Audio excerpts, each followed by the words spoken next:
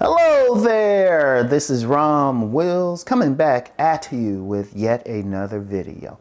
Ultimately, look your best. Let me say that again. Ultimately, look your best. And you notice I emphasize the word your in the title. Now, this is a follow-up to yesterday's video, my main video yesterday, when I talked about like looks standards change with the times and within the culture, you know.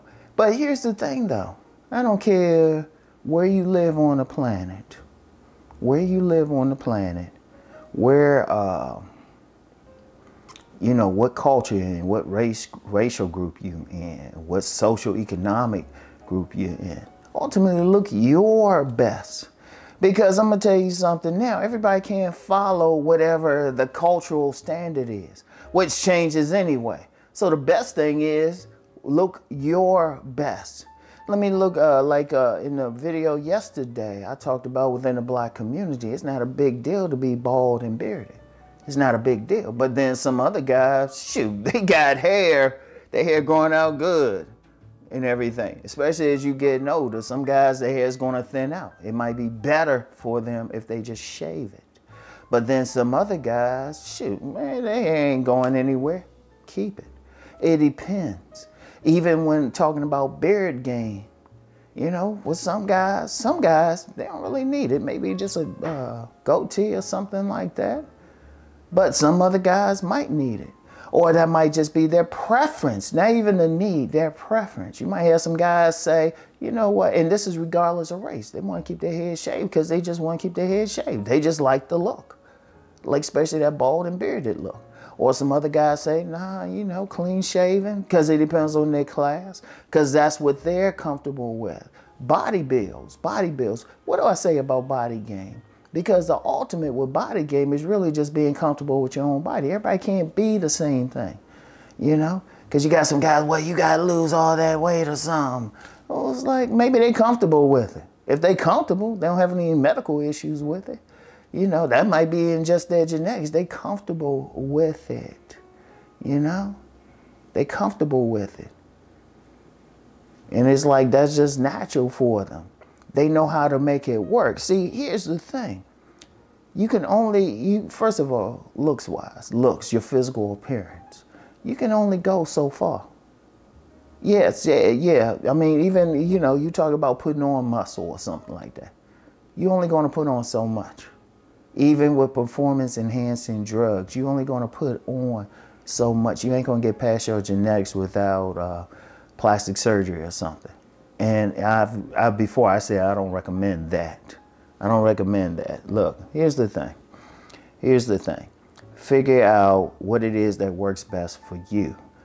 You know, physicality, okay. You might be more ectomorphic. You might be more on the slim side, right? You know, naturally slim, which ain't a bad thing. Slimmer guys can get those six-pack abs. And there you got some women that like the slimmer guys, you know. They be thinking they got big joints. Hey, and you know, if that's you, that's you. Stick with it. Figure out, okay, what looks works for you the best.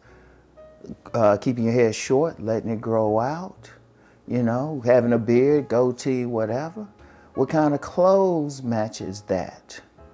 What enhances your good point? You know, what color, how does it go against your skin complexion? Yeah, your skin complexion, regardless of your race. You know, regardless of your race. Okay, you got pasty skin, maybe you need to wear these clothes, have this style. But then you have skin that tans more easily, okay, this style. If you're, you know, if you're a black man, a brown man, yellow man, okay, what works for you? You got to look at all of that. What works for you, not everybody else. Not everybody else. And then even with all of that, what are you comfortable with? You know? Because, you know, there's a big style about wearing skinny jeans. You got some guys out here wearing these tight jeans and everything. Personally, I ain't comfortable with that. I am not comfortable. And really, even though I can say, you know, as a grown ass man, no grown man could say that. No, that's just me. There might be another grown man who's comfortable with that style. You know, it got to reflect your personality. But it works for you. Some guys, I'm gonna tell you what, glasses. Sometimes some guys can wear some like fly glasses. It works for them. It fits their face well. It complements how they want to wear their hair. It complements their body type. Everything. It works for them. It complements how they walk. Everything. It's their best. Because ultimately, even with styles, I know there's styles, but I'm gonna tell you something with me. And this is one thing I would suggest all men do. Don't get caught up into styles. And don't get caught up into looking like another human being. I'm gonna get into the human being thing even more, but let's say with styles, because that's part of your looks anyway. That's part of the standard. Don't get caught up into it, because you got to be comfortable with it. Some people be wearing some stuff and it's not really them. It's not them. Only thing I say with styles is just basically keep it clean. Keep it clean, basically. And even then, there's some styles out there where guys be looking kind of grungy and stuff. You know, a few years ago, there was a big talk about lumberjacks, lumbersexuals, and everything. And even that, that's another thing that changes with the times. People ain't talking about it as much. But it could fit you, it might not fit you. You know, you got to stay with whatever works for you. Whatever works for you. Everything down to your shoes. I'm famous for talking about shoes, but women checking it out. But one of the things I don't have, I'm not a sneakerhead. I got some workout shoes and everything, but I'm not going to be going in buying $300-400 or however much they cost. They probably cost more. True sneakerhead probably say, nah, Uncle Ron, they cost way more than that. Hey, that's cool, but that's not me. That's not me. But it could be you. That's cool. You know, you talk about the whole streetwear thing. For some young men or even older men, hey, that's them. But then somebody else who dress more classic, you know, gotta have like that iron shirt, those